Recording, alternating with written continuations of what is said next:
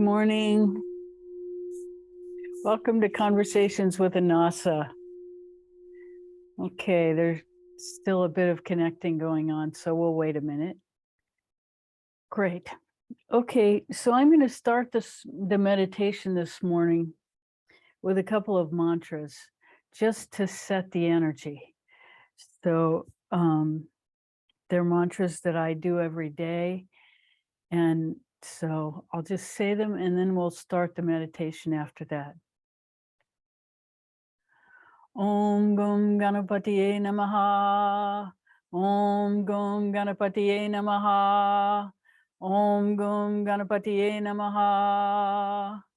Om.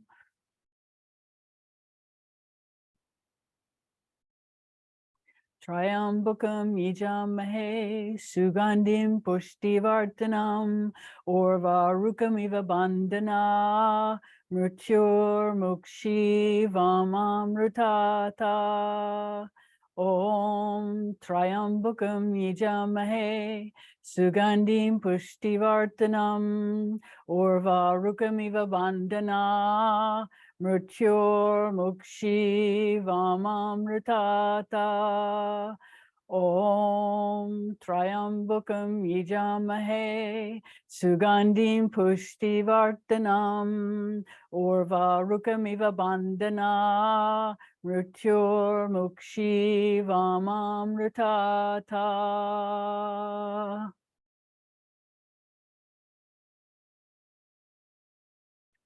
So we've opened the meditation space.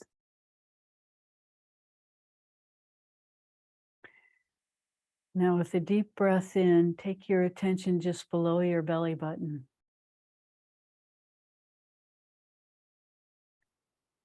And that means that your mind goes all the way down to the center below your belly button, all your attention.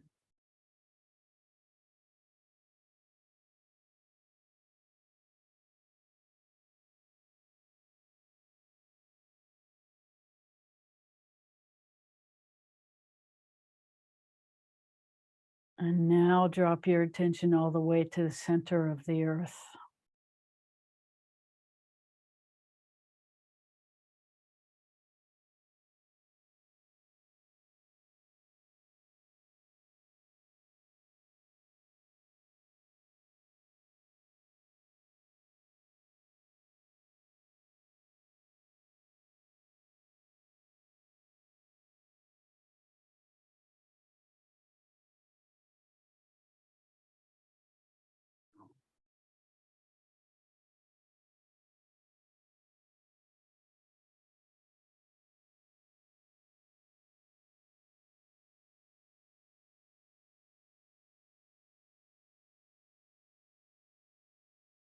Everything that our body is made of is from the earth, of the earth.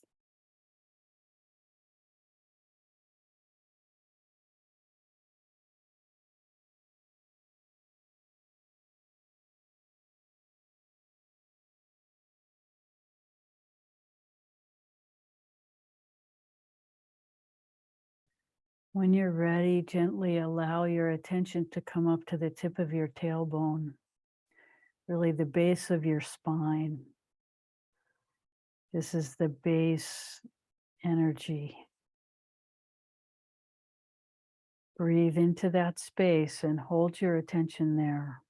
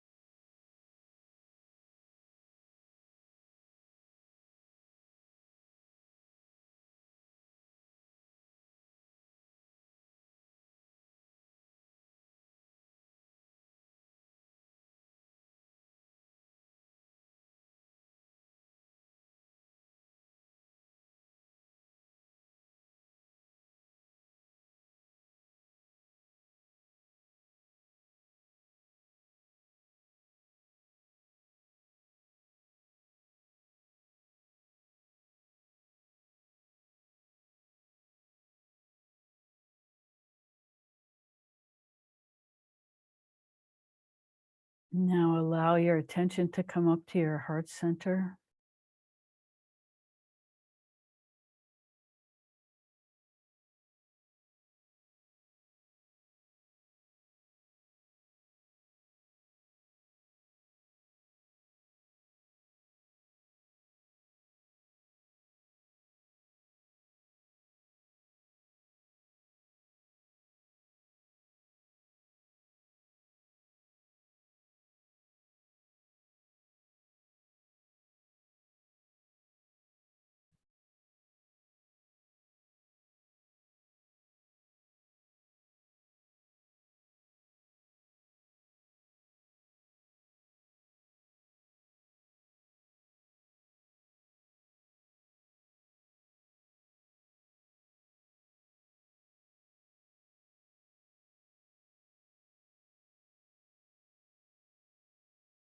Then up to your throat center.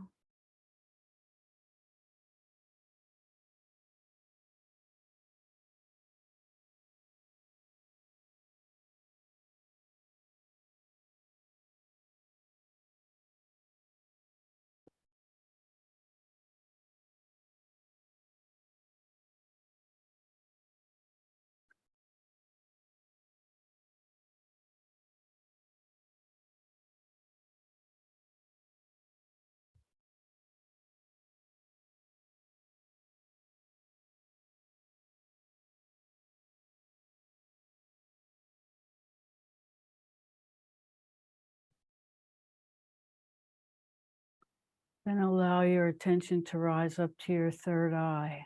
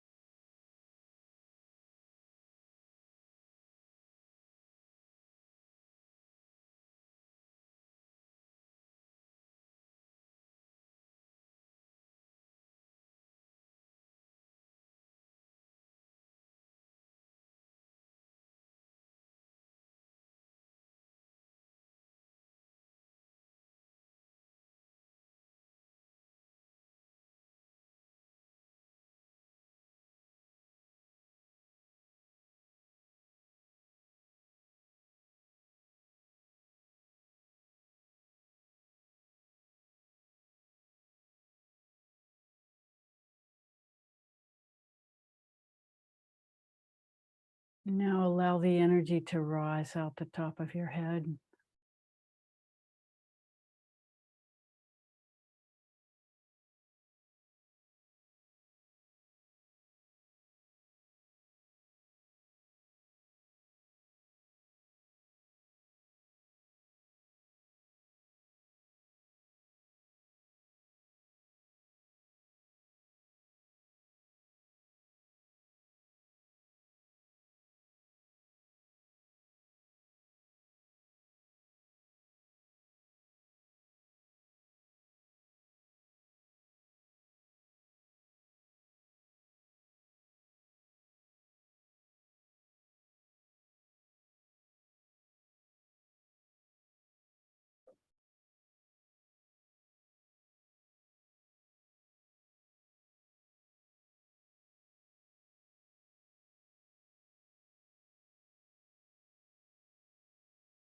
And now tune in to the energy of the circulation of spirit through your body.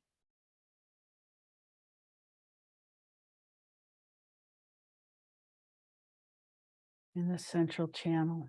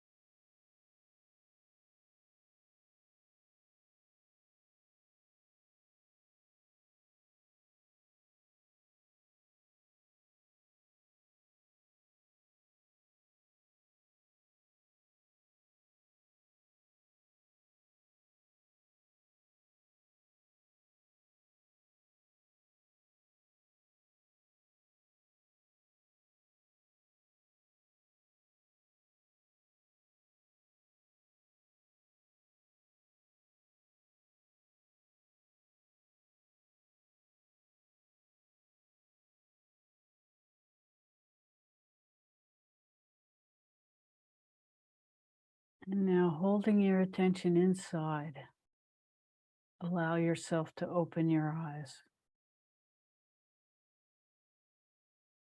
but without letting all your energy go outward.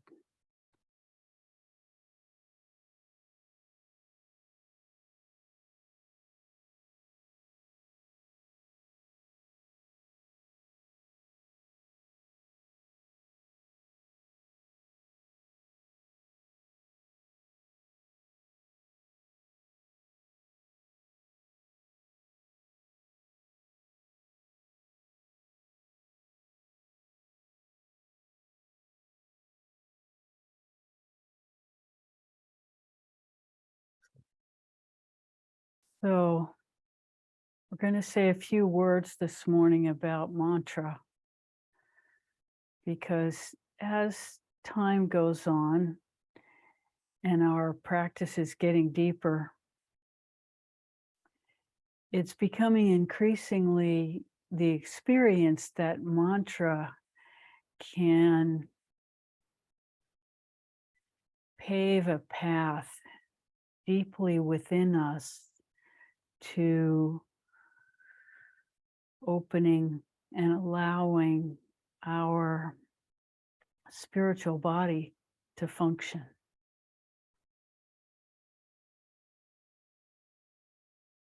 So also mantra is really good for creating sacred space, as you can feel from how we started this morning.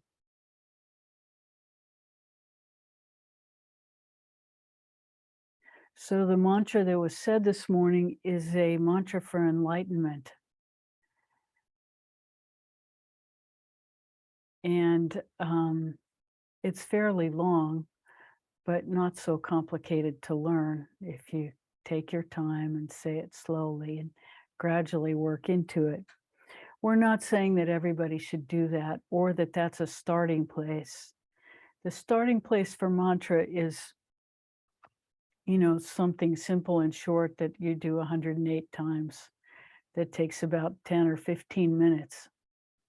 So, that's possible and a good way to start mantra practice. But mantra practice is a very individual thing. So it's not something that we could give a group mantra, but it's not so helpful as to have a mantra that's more specific for what's going on with you.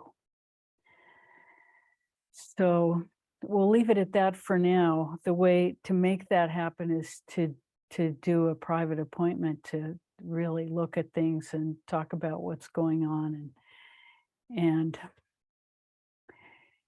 so we're available for some of that if anybody's interested, because over and over we're discovering at this point that mantra is really a practice that can help us connect more deeply inside, because the mantras themselves, the syllables, Sanskrit is considered to be a spiritual language.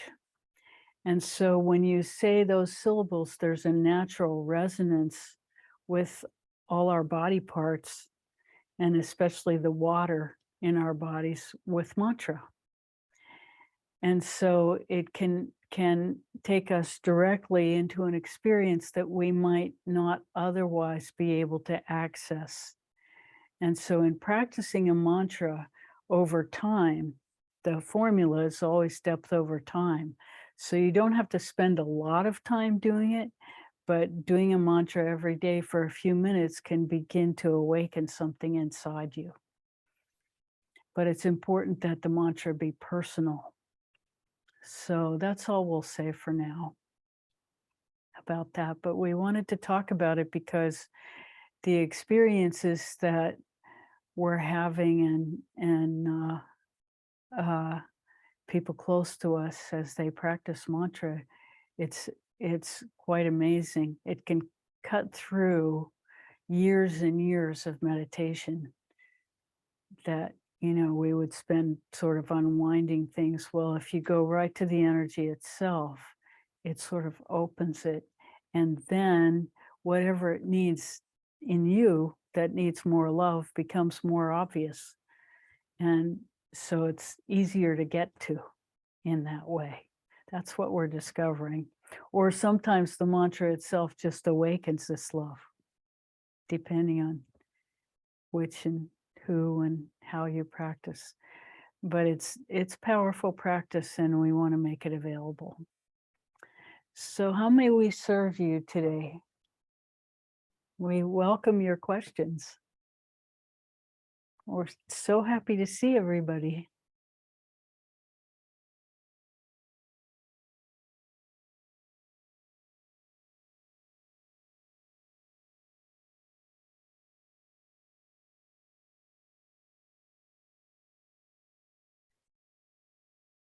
So since nobody's talking, we'll talk a little astrology, but not for very long. There is an eclipse coming up, a partial solar eclipse on the 25th of October. And the energy is already quite difficult because Venus, the planet of love, is in its worst placement, which is called debilitation, so we can't really access it. And then to make it even worse, it's behind the sun. So its energy is all being consumed by the sun, it's being burned up. So the planet of love is not so accessible right now. And we've probably all noticed in one way or another that it's a little bit difficult out there.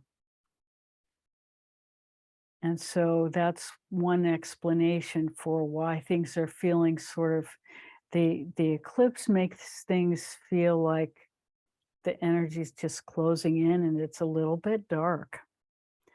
And the inability to access Venus energy makes love a little less available. So it's like we don't have all our support system. It can feel like we don't have all our support system engaged the way we're used to. But that's a temporary phenomenon. I can't tell you the exact date. I haven't looked ahead. But that's happening. So it's not so easy, but you know, there are the redeeming features that Jupiter is throwing a glance at Venus, which is very, very helpful in stabilizing the situation for us, so it's not so bad. Jupiter is the planet of expansion and goodness and spirituality and wisdom, and so it's helping to really stabilize everything. So there are always many forces acting at once in the same moment. So there are always some good ones and some difficult ones, and they change every day. So we're just giving you a kind of synopsis, narrow astrological weather report. So that's it for astrology. How can we serve you today?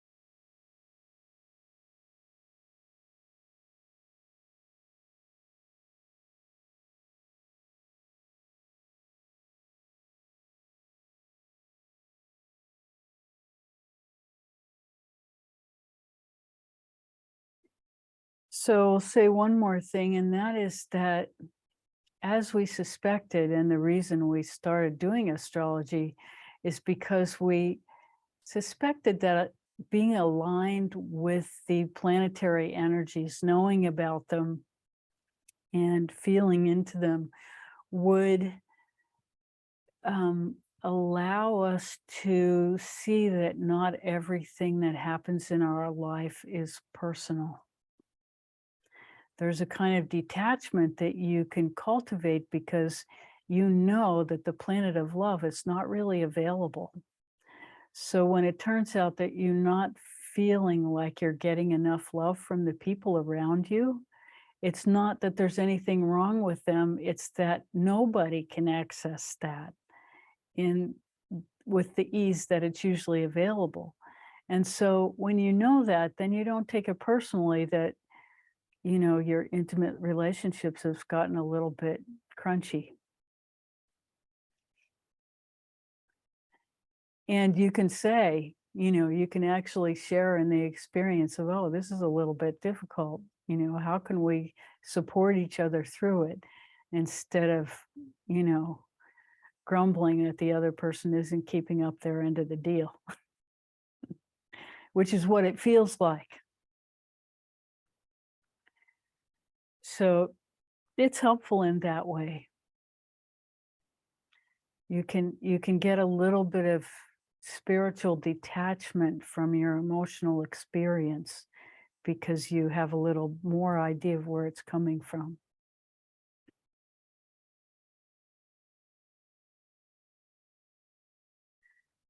Yes,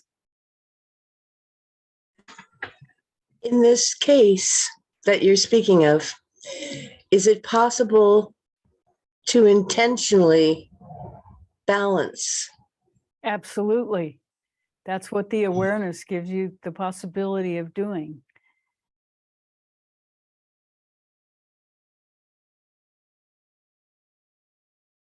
And it's that balance that is the you know, it's how we kind of negotiate through life with that balanced awareness of what's going on so that we aren't constantly in reaction mode to what's happening. You know, for example, a few weeks ago, Mercury was retrograde, and everything that normally took one phone call took 3. For 3 weeks, that happened. And if you don't know, then you feel like there's something wrong with you, or like your mind is deserting, or, you know, all the people that you're trying to get in touch with have suddenly gotten complicated. And you take it personally, like somebody's doing something to you. And that's not it at all. They're just these forces around us that have power that we can't see and we don't identify and we don't know about. So we're kind of at the mercy of them. You know, not knowing about the astrology doesn't protect you from its effects. As we've learned in many parts of our lives, denial is not a solution.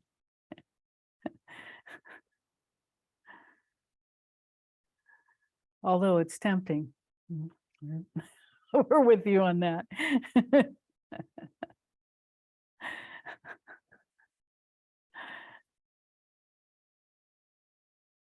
So yes, and part of that balance can be mantra that takes you out of whatever state you're in and acquaints you with another one. Because you literally replace your thought process while you're doing the mantra with the energy of what you're saying. And so it's a very, very interesting thing to cultivate in ourselves.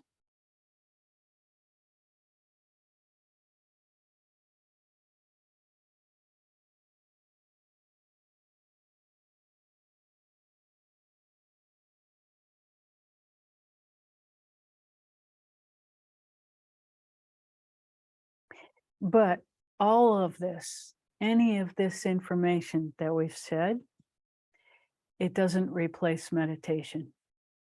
Meditation is really how we communicate with God. These things are just preliminaries that can take us into a meditative state, which doesn't mean that they're not effective. They're very effective. But, you know, there certainly are plenty of spiritual practices where you just go to that state and you meditate. So we're not saying this is the only way.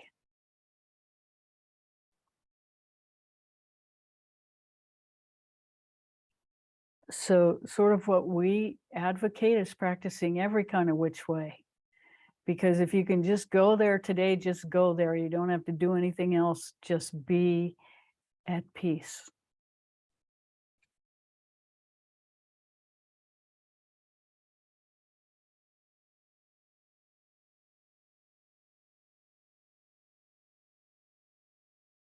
So the things that we're advocating are only, what can help get you out of the not peace.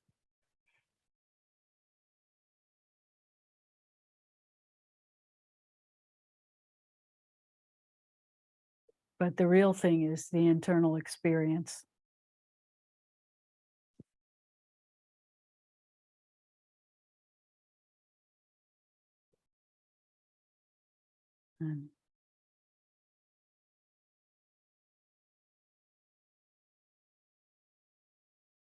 And the whole point is that you begin to live from an ever finer and finer place inside yourself.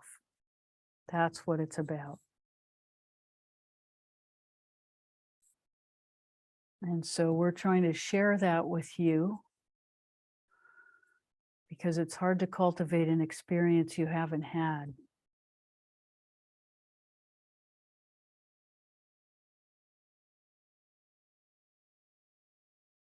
But they say that once you've experienced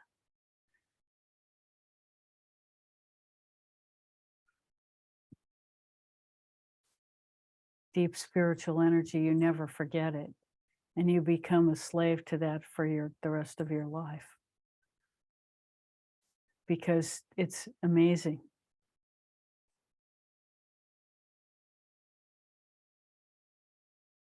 And we think that's really why we're here. All of us, is to cultivate that experience in ourselves and then share it with everybody we meet in whatever way we're good at it. And we all are good at it in different ways. So there's no competition in this arena. It's all about cooperation. And it's about creating win-win situations, not about beating anybody else at anything or getting anything from anybody else. It's really about creating flow between people, between communities, between disagreeing thought processes, with bringing healthy amounts of love and respect to everything, and always having the intention of the highest best for ourselves and everybody else.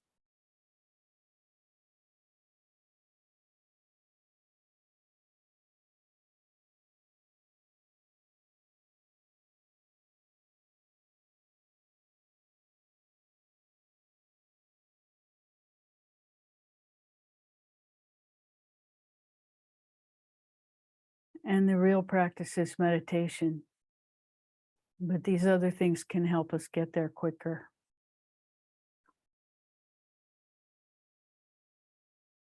Quicker's not really the word. Because everything about inner work, in our experience, is depth over time. Now, there are occasional individuals who can go right there, for whatever reason they've been given the talent, they can go right to the top.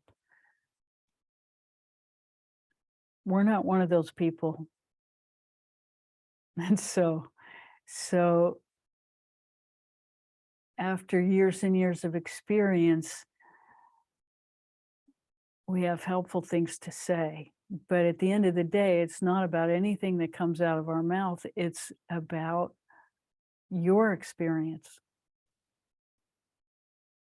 And what you take into yourself. Spiritual energy is nourishment, and you take it in and try to make it bigger. Not just hold it, but make it bigger, grow it inside yourself.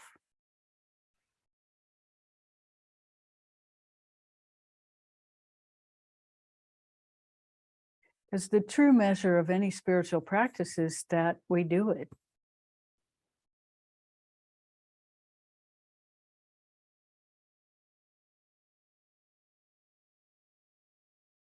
So we're just talking because there aren't any questions.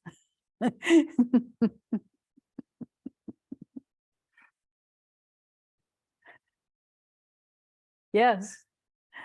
So I sometimes am hesitant to ask another question because I really don't want to take up time that someone else was just on the verge of asking a question and like that. No apology necessary.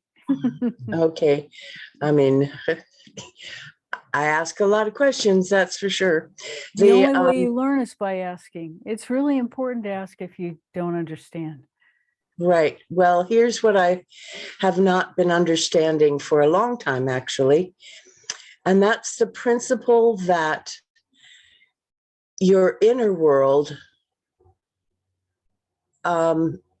creates the outer world, and the outer world is a reflection of your inner world.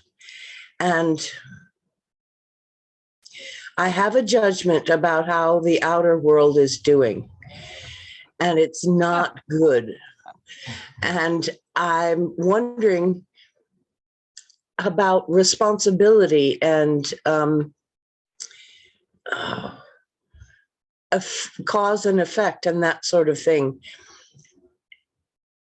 I am slowly but surely getting a clue about inner work, and I see how important that is. If everyone was doing inner work, I'm sure the situation in the outer world would look a lot different, because my inner world is a lot different. Not so reactive, not so controlling, not a lot more allowing, a lot more connection with love. We were raised, our father introduced, I guess it's a mantra, but every time we were faced with something that was difficult or confusing or scary, he would say, God is love. And for the longest time, it was just something we said, all of us. And, you know, as time went on, God is love took on a whole lot more import and meaning and depth. And so that's what I go to. However, I still don't understand the connection between my inner work and what the outer world looks like. So we'll start by saying this.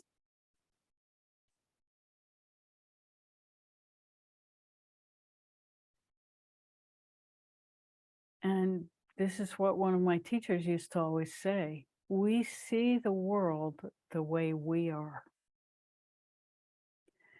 So, That's what I was afraid of.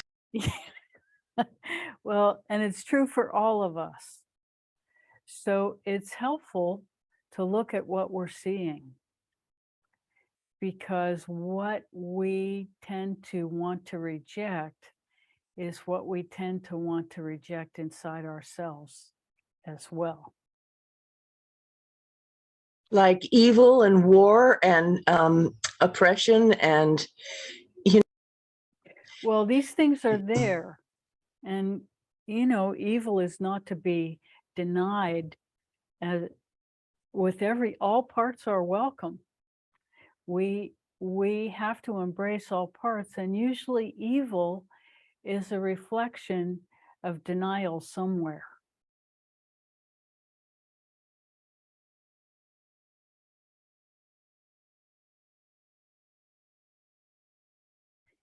And most people have no intention to be evil.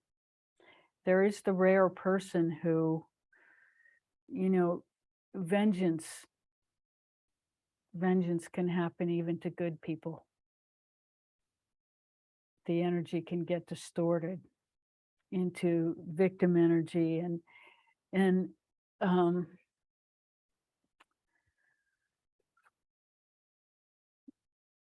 one of the things that provides some equanimity is the understanding of karma, that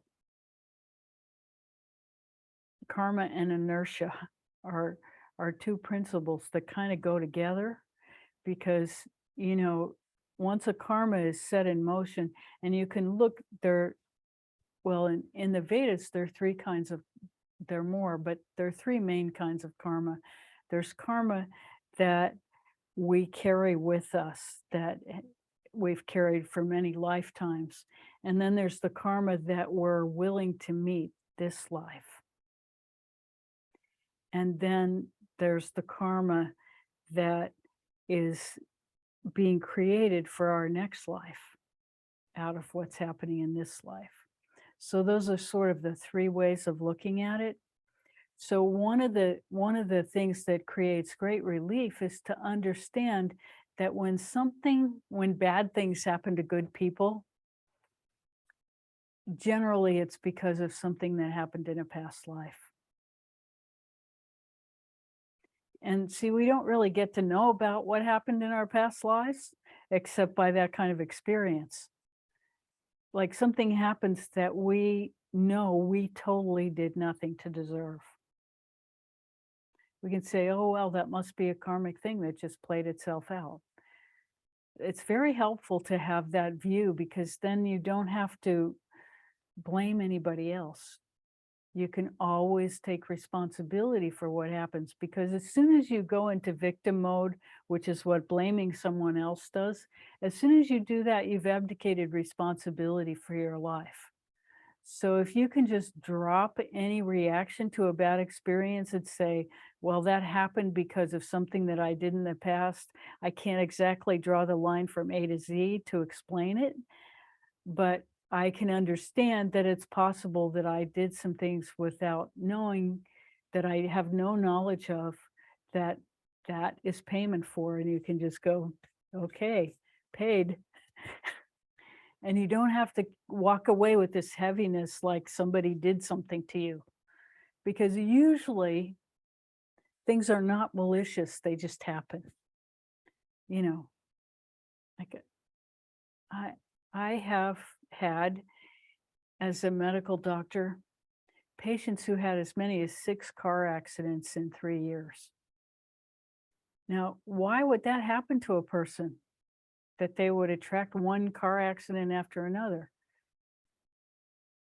Because lots of people drive a lot and nobody ever, and these people are very often rear-ended, like they don't do anything for it. And suddenly their car is hit by another one. Now, if you have that experience 6 times, how are you going to look at your life? How can you make peace with that? Nobody deserves that. But from a karmic perspective, you can say, okay, whatever that karma is, I hope it's paid, and move on. That, to me, is the value of of understanding what karma is. Karma is like waves that are set in motion at a certain time and place, and they land where they land at another time and place. And those things are connected in some dimension, but not the dimensions that we have access to in our lives at this moment.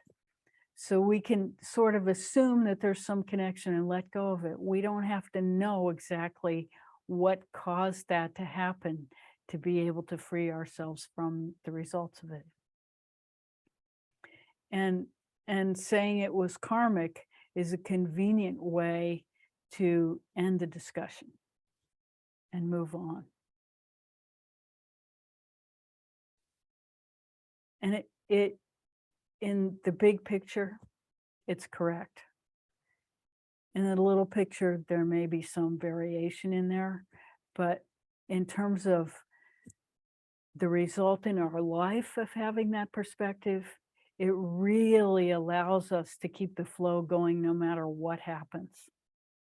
We don't have to get stuck in, somebody did this to me and made me attract that, and then I have to do this to them. No, that never helps. We want to create win-wins, not blaming. That doesn't mean that we allow evil to happen in our space. We know the difference. It doesn't mean we become wishy-washy and allow people to misbehave in our space. No. We keep our space clear of negative energy as much as we can. But usually that negative energy comes from us. So that's the first step, is getting that all cleared out. And does it all clear out?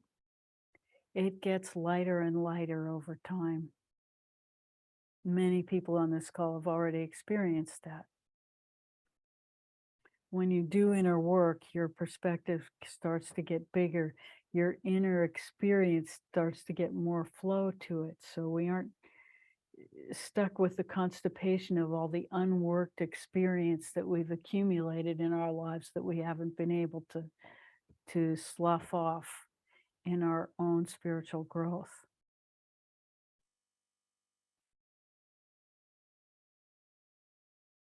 Does that answer your question? It answers other questions. Let's try again.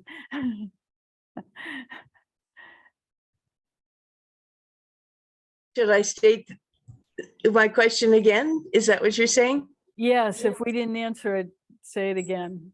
It means we didn't get it.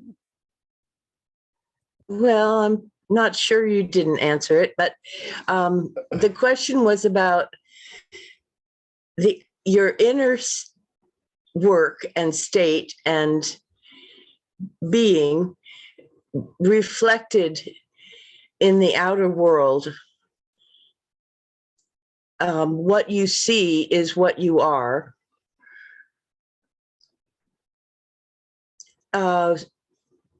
Bodes ill for what my inner work is, because I see things getting worse and worse and worse in the outer world.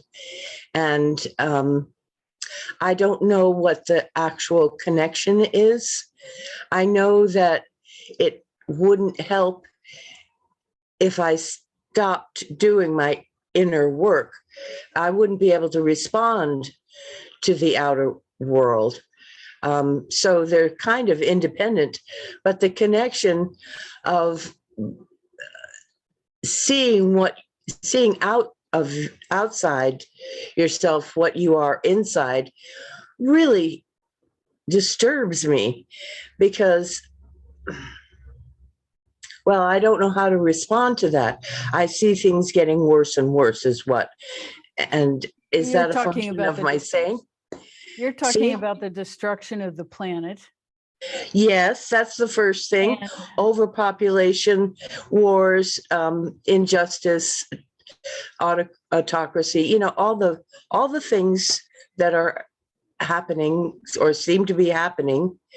and of these, we would postulate that the only thing that's new in our human experience is that the destruction of the earth seems to be increasing rapidly.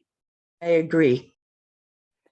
All the other things you mentioned have always been there, maybe not in our world immediately, but they've always been parts of humanity trying to struggle for power over others, and versus self-power, autonomy, and Yes. and all forms of government that sort of lean one way or the other. That's always been there. And in many historical times, even now on the earth, some places it's really barbaric, and other places it's a little more enlightened. And places like here are both.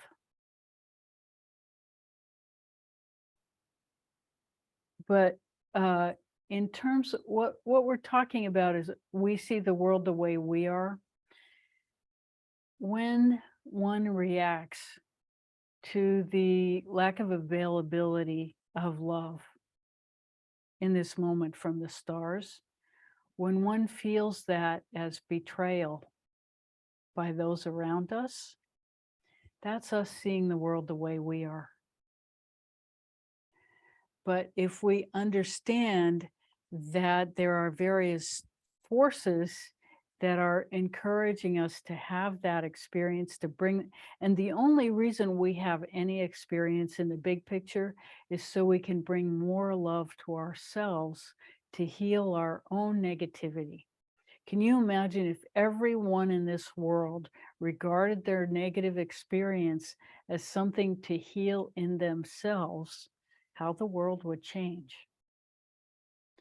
So that's the big picture change that we're advocating.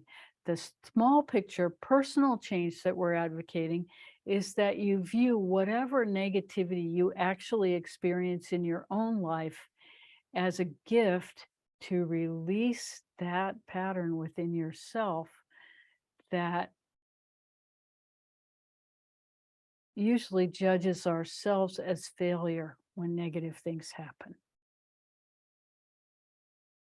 We usually end up walking away from a negative experience feeling like we failed. When there are, and that's a very Christian perspective in our culture. We're raised that way, that, whenever bad things happen, it's our fault and we should feel guilty, which is, adding insult to injury. Because when we're injured, we need to heal. We don't need to pile further negativity and judgment on ourselves for, attracting that injury is the way it's often perceived.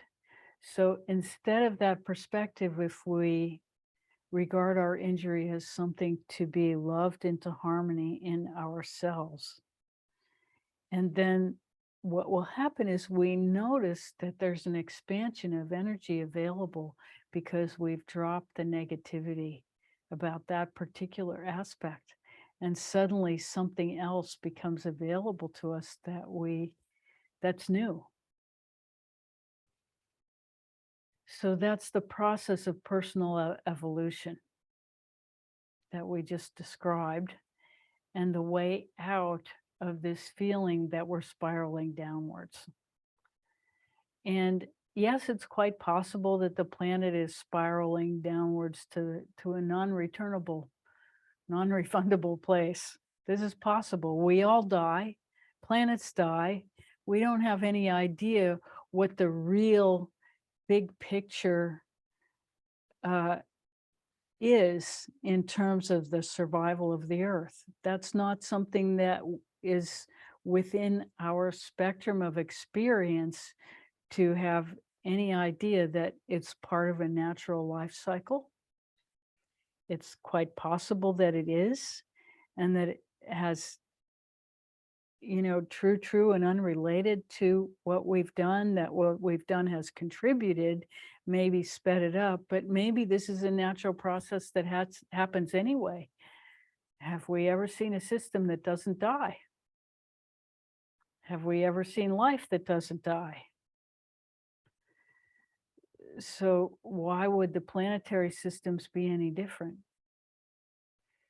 But it's in assigning blame to people around us for what may very well be a natural process.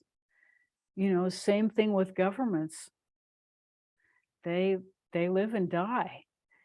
And when we're in the death spiral with one, we want to blame everybody. But, maybe it's time for democracy to let go and some despotic energy come into this country to have us have a different experience. We don't know. But do you see, if you start to open your mind to the possibility that it can keep us from being angry about everything because we're caught in cycles that we have nothing to say about in the big picture. So it makes us feel like we don't have any control. And guess what? The only thing we have any control over is what happens inside us. That is the only thing we have control over. That's it. That's it. And we have as much control as we can about what it is we do with what our perspective is. But you see the value of, it's called spiritual detachment. When you see that there are big picture processes at play that we try as we might, it doesn't mean that we stop, recycling or doing anything that we can, go to electric cars, anything we can to participate in making the environment better. We don't stop doing that because it's valuable. It's how we live our value system. We want to walk the talk. But, we can also understand at the same time that it may be a futile effort. But at the same time, we may delay it considerably by our behavior. So Someone said to us actually, that, yeah, the boat is sinking, but we keep bailing. yes, we do, because we understand, the essential thing that we understand is that love is at the basis of everything that lives. Love creates life. And so participating in love is participating in life. And so the more we can do that, we can understand quite simply that that's the most powerful thing we can do in our lives. The radical message is that we have to love ourselves before we can actually love anybody else. And this is sort of the point where we are very emphatic that that must happen, that we must learn that loving ourselves is critical to participating in any love at all, because love starts here, not out there. Hopefully we can provide you with some experience of the energy that is that creativity, that is that source. And in cultivating that source in yourself, you yourself become more and more love. And that's the whole point of any spiritual work, is that you yourself become different and more inside yourself. You are flowing with the riches of spiritual experience, which become available as we dig deeper and deeper in ourselves. And so, yes, we bail, but we breathe in between bails, and we stay connected to our highest, and we do the best we can to make every experience be the highest for us and everybody else. And it's about creating win-wins everywhere around us, inside us. Everything that happens, we adjust. And it's not that we're a Pollyanna. As we said, we don't allow evil in our environment. In ourselves, when we feel rage and hatred, that's when we sit down and get quiet. It means that some part of us needs more love. That's what that means. Doesn't mean that we're wrong or that we are terrible and we should never feel like that. Everybody feels like that some of the time. It means that that's a part of us that needs to be loved more and brought into harmony. So we don't pretend that we don't rage. We don't pretend that we don't feel hatred and discomfort. And occasionally the thought of doing harm to somebody else arises. We don't pretend that that doesn't happen to us. We say all parts are welcome. When that arises, we say, thank you. Thank you, hatred, for coming to be healed. And then we do our work. I'm sorry. I love you. Thank you. To our deepest inner, so that this pattern of whatever rage, hatred, reaction that has arisen in us can be healed. And these patterns often come back in sort of a cyclic spiral way as we go deeper and deeper into ourselves. And we'll run into something and say, oh my God, I thought I did this 2 years ago. But it's a deeper level of that same pattern that has come back to be resolved deeper within us. And, we can do endless amounts of work in this life just by being consistent about doing it.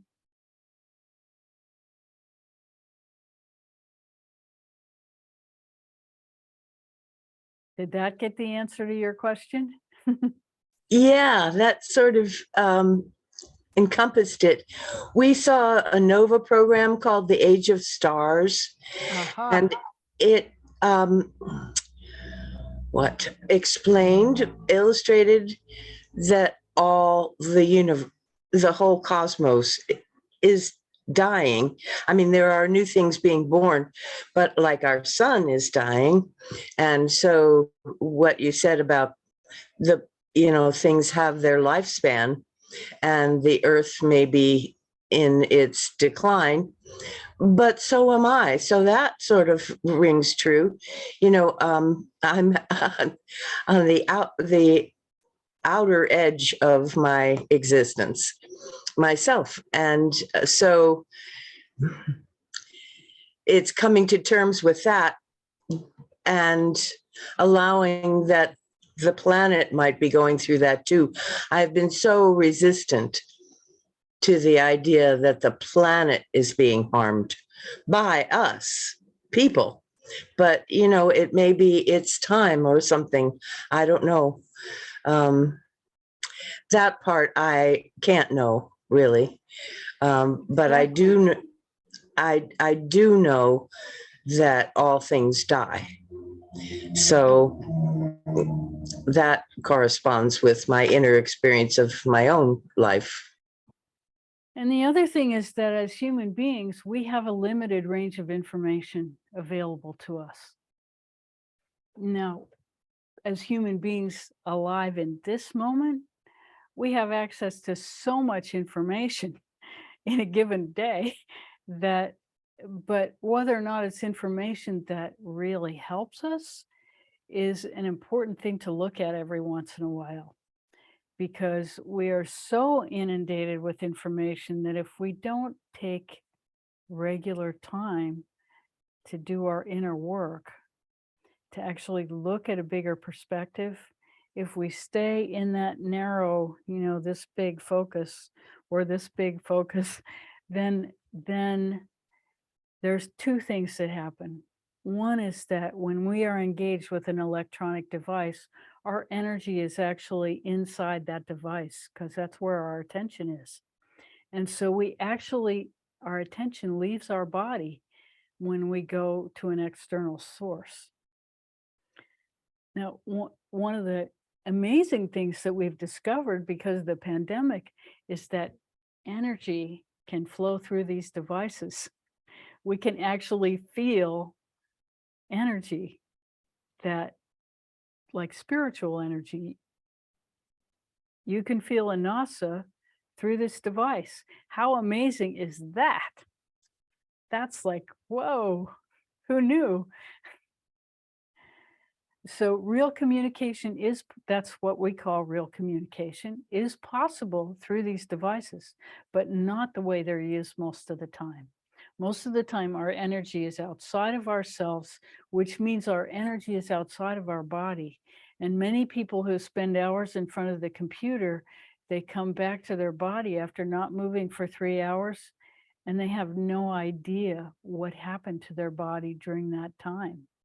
And they might be in pain and not even know about it because all their attention was outside. And so as physicians, we see that very commonly now, that people have these, injuries from being static, from sitting in front of a device for hours. So that's a new thing. But, there's a trade-off. What we were starting to say is that we need to be conscious about our engagement with these devices and make sure we leave some time for our inner work every day. And the thing about meditation, mantra, any kind of inner work is that it's not about doing it for hours and hours every day. It's about doing this much every day. If you do this much every 10 days, it doesn't really hold. But if you do this much every day, over time, it really builds.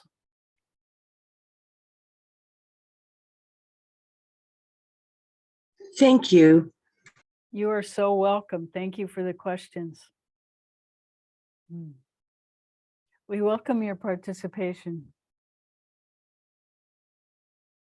You guys create this program. We hope.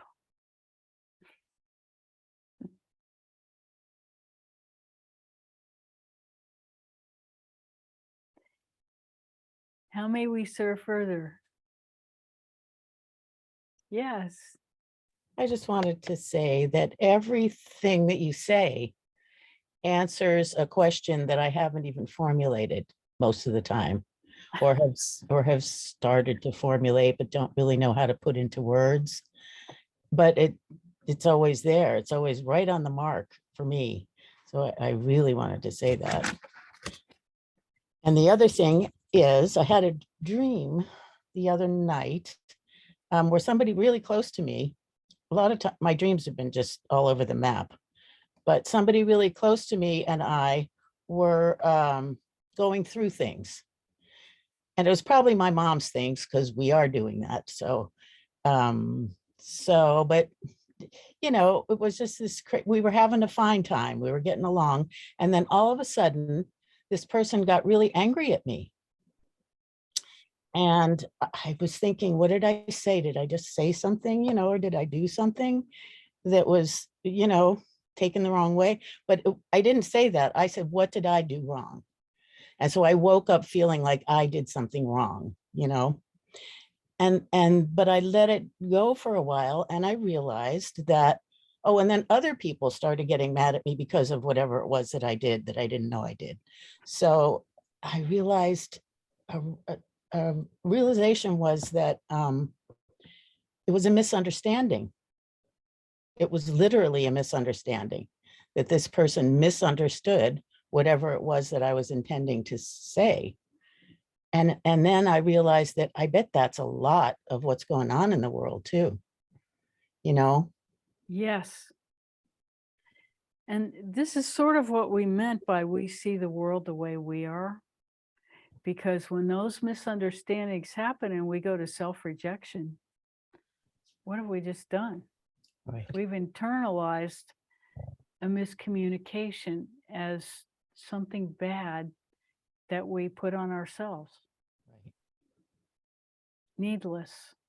But it's part of a matrix of belief that whatever comes to us, we deserve.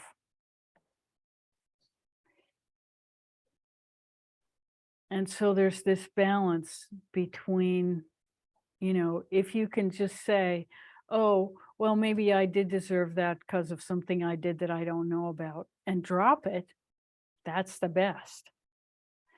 But if we say, I did something and I have to learn from this, so therefore I have to, spend decades digesting it and, self-improving to get over it, well, maybe that's not so necessary.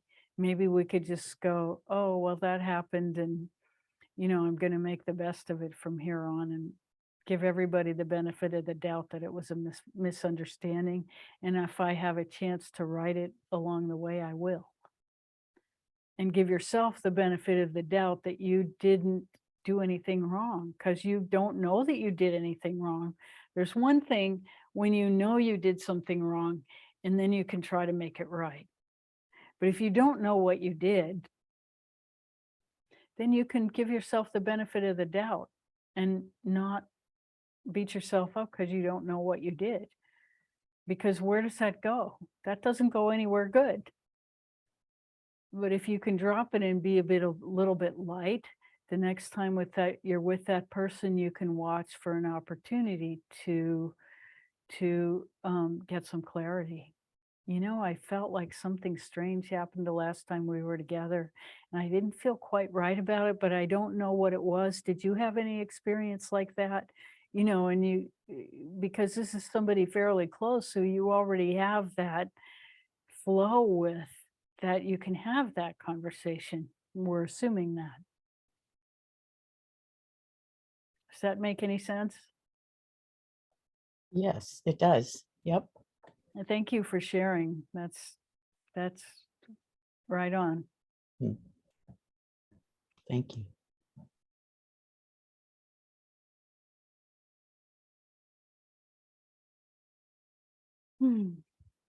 What else?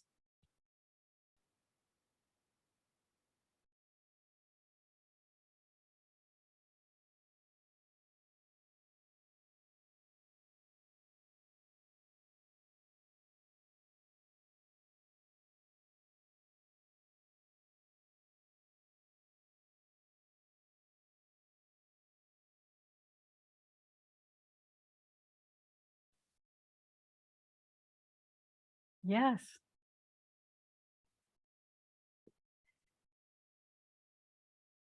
Your volume's not on. Please turn your volume on.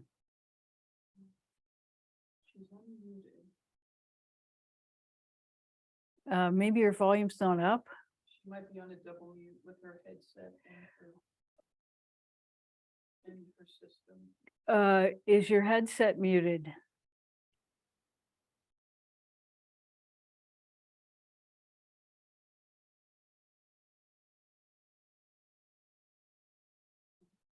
Mm-mm. Mm. Mm.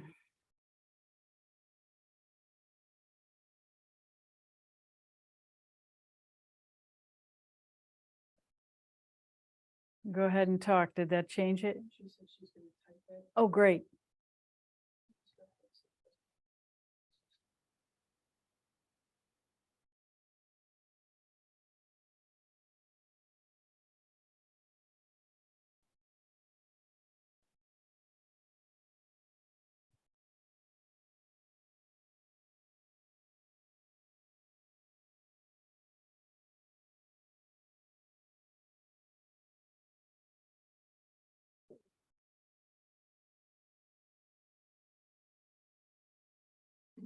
I've been guided by a couple persons to do, quote, inner child work. What is that exactly? I'm not sure. Okay, we know a lot, but we don't know how different people practice inner child work.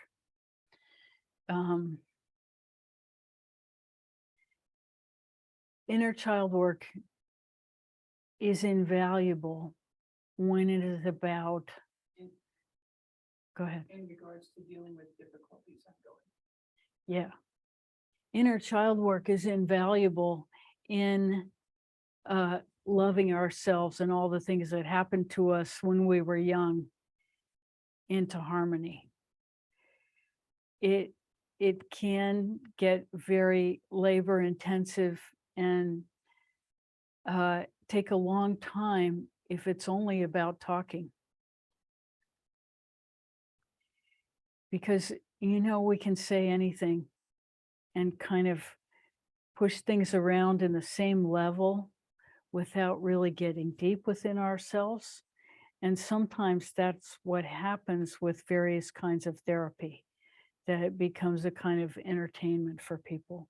Now, this isn't true for really good therapy, and there are plenty of very good therapists out there. I'm not knocking therapy, but therapy without spirituality, without the intention of alignment with the highest best inside yourself and working with the highest best in your outer life to create something, to create that real magic in our lives, that has to be part of it. Otherwise, we get bogged down in the, for all of us, the recovered memories of negativity, negative things that happened when we were a child that made us feel really bad. We all have that because a lot of our learning was reactive learning by doing the wrong thing and then having somebody sit on us to tell us that what we did wasn't the right thing. So we all have that we have to unpack. We all have things we have to bring into love. And sometimes inner child work can be a magical way to get something really deeply dislodged, a deep pattern dislodged, to have the help of another person. There's often no better way to do that work. But without the spirituality and the sense of being involved in a personal evolution, we have seen people sort of, well, they've spiraled downwards so much that it's hard to get back up in that process of unwinding the negativity. And so it's very important that it be balanced with healthy doses of love, regular, large quantities. So that's all we would say about it. Therapy is a great thing. For most people at certain points, it's, there's no better way. But the ultimate purpose is to be aligned with one's own personal divinity, which is the same divinity that exists as a birthright for every human being on the planet. And the more of us that can connect to that, the deepest, and really be living from that, creating community from that, relating to the outside world from that perspective of creating situations of win-win, that's got to be the goal. So that the only goal is not just loving the child into harmony, but loving the child into harmony so that we can merge with our own divinity. That's the ultimate from our perspective. So yes, there's definitely a place for that work, and everybody needs to do some of it at some point in some way, but not losing sight of the big picture goal. That would be our suggestion about that. Yes. Because these persons who come at problems from a spiritual healing practice, I'm not sure if the people who are advising her are coming from a spiritual healing practice, Right. or Is that what you're saying, that they're coming from a spiritual? You couldn't be better. That's great. That's great. Now, we will caution you that different people mean different things by spirituality. It's one of those words that is kind of all encompassing for, a wide variety of intention. So examine the underlying intention of that spirituality to see, is it headed toward union with that divinity within you? And we're feeling into it, it probably is. Yeah, feels right to us. But you can always come back and ask at a later date if it's still right. But we would say at this moment, we're cautiously optimistic.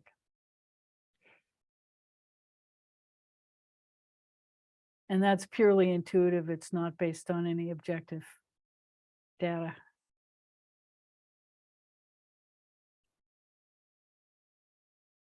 And just so you know, we watch to see how often our intuitions are right. And generally, when they're unclouded by any opinion, they're pretty dependable. And in this situation, we have no opinion. So, but we don't have much information either. It's all that's purely psychic.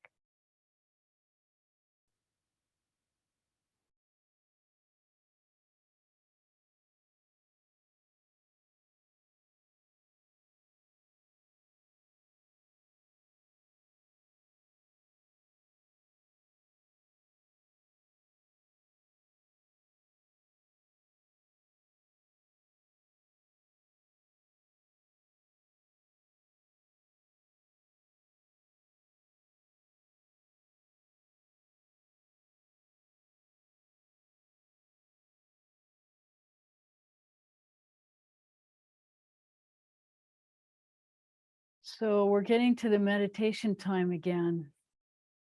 Is there anything left that we need to discuss before we go to meditation?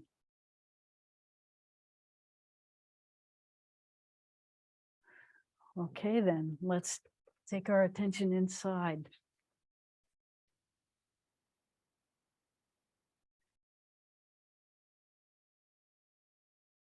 So we're going to broadcast, and if we can, keep our eyes open and be broadcasting the energy in that way. It's available for you to take it in any way that you want to participate in this next few minutes as we'll go into a meditative state together. And you can do it however feels comfortable for you.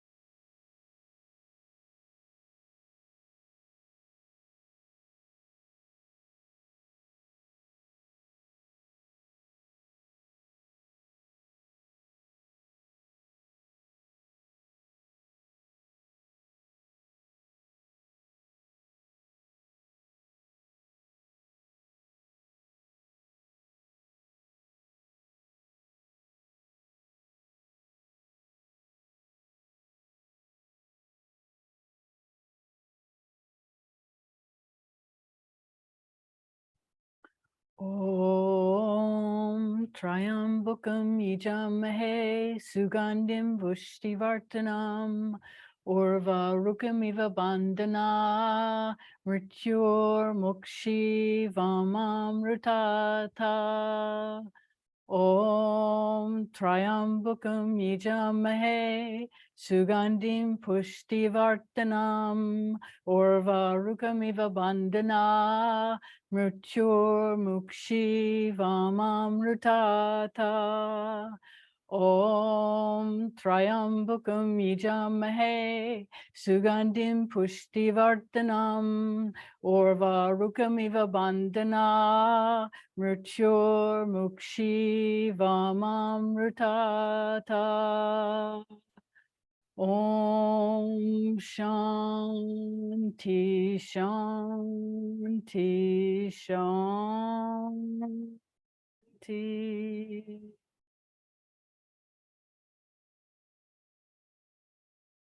Thank you so much for coming today. We've totally enjoyed being with you. Great joy to us.